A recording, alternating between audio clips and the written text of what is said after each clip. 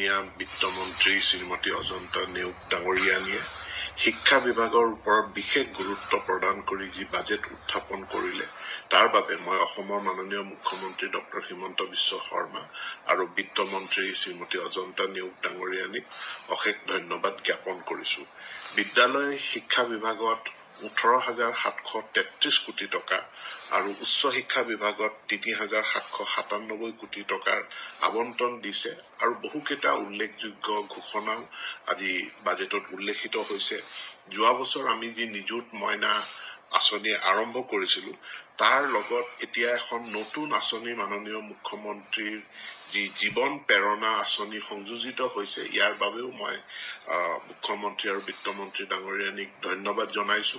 আমাৰ মহাবিদ্যালয় বিশ্ববিদ্যালয়ৰ পৰা যিসকল ছাত্ৰ ছাত্ৰী তেওঁলোকে গ্ৰেজুৱেশ্যন লয়, ফ্ৰেছ গ্ৰেজুৱেট, তেওঁলোকে এটা বছৰত যদি তেওঁলোকে আৰু উচ্চ শিক্ষা লৈ নাযায় তেনেহলে তেওঁলোকে এটা বছৰৰ কাৰণে মাহে 2,500 টকাকৈ বা বছৰটোত মুঠ 25,000 টকা তেওঁলোকে এই জীৱন প্ৰেৰণা আঁচনিখনৰ অধীনত লাভ কৰিব। যিসকল ছাত্ৰীয়ে তেওঁলোকে নিযুত মইনা লৈ থাকে তেওঁলোকে এই আঁচনিখন নাপাব আৰু ইয়াত ছাত্ৰ ছাত্ৰী বুলি কোনো ভাগ নাই, ছাত্ৰ ছাত্ৰী উভয়ে এই সুবিধা লাভ কৰিব। ইয়াৰ উপৰি আমাৰ যিসকল গৱেষক ছাত্ৰ ছাত্ৰী আছে তেওঁলোকৰ এটা বছৰৰ কাৰণে 25,000 টকাৰ সাহায্য তেওঁলোকে লাভ কৰিব। আৰু ইতিমধ্যে আমাৰ কেবিনেটে সিদ্ধান্ত লৈছিল 2025 বৰ্ষটো কিতাপৰ বৰ্ষ হ'ব।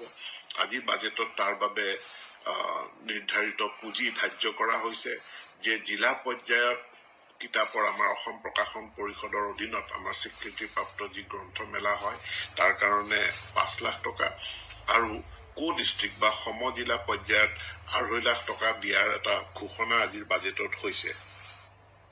আমাৰ বিদ্যালয় শিক্ষাত আটাইতকৈ বিদ্যালয়ৰ সংখ্যা বেছি অধীনত তাতে আমাৰ যিসকল মিড ডে মিল বা PM পোষণৰ ৰান্ধনি থাকে তেওঁলোকৰ পাৰিতোষিক বৃদ্ধি কৰাৰ কাৰণে সময়ে সময়ে দাবী উত্থাপন হৈ থাকে। আমি ইতিমধ্যে কেন্দ্ৰীয় বাজেটৰ অধীনত তেওঁলোকক 1,000 টকা আৰু অসম চৰকাৰে নিজাববীয়াকৈ 500 টকাকৈ তেওঁলোকক প্ৰদান কৰি আহিছে। এই পাৰিতোষিক বৃদ্ধি কৰাৰ ঘোষণাও আজি বিত্তমন্ত্ৰীগৰাকীয়ে কৰাৰ বাবে মোৰ ফালৰ পৰা ধন্যবাদ জনাইছো। শিক্ষা বিভাগৰ কাৰণে কেইটামান ডাঙৰ ঘোষণা আছে যে কনকলতা বিশ্ববিদ্যালয় যিখন আমি গহপুৰত প্ৰতিষ্ঠা কৰাৰ পৰিকল্পনা কৰিছো, সেই বিশ্ববিদ্যালয়খনৰ কাৰণে 400 কোটি টকা, কাৰ্বি আংলঙত এখন সৈনিক স্কুলৰ কাৰণে 375 কোটি টকা আৰু মাজুলী ইউনিভাৰ্চিটি অফ কালচাৰৰ কাৰণে আৰু যোৱাবাৰ 50 কোটি টকা দিয়া হৈছিল, এতিয়া অতিৰিক্ত আৰু 50 কোটি টকা আজিৰ বাজেটত ঘোষণা কৰা হৈছে।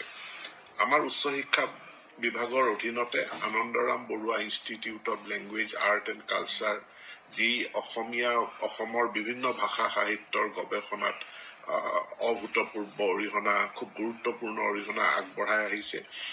এই আবিলাকৰ বাবেও 3টা পৰ্যায়ত 50 কোটি টকা মুকলি কৰি দিয়াৰ ঘোষণা আজিৰ বাজেটত কৰিছে। তাৰ বাবেও মই ধন্যবাদ জনাইছো।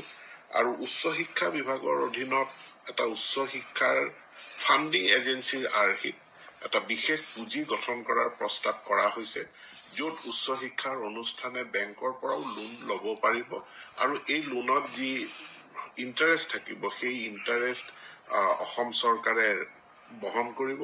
তাৰ লগতে 25% ছাবচিডি দিয়াৰো এটা বিশেষ আঁচনি ঘোষণা কৰিছে। মই ভাবো এই বিশেষ আঁচনিখনে অসমৰ উচ্চ শিক্ষাৰ ক্ষেত্ৰত যথেষ্ট শিক্ষানুষ্ঠানবিলাকৰ কাৰণে সহায়ক হ'ব।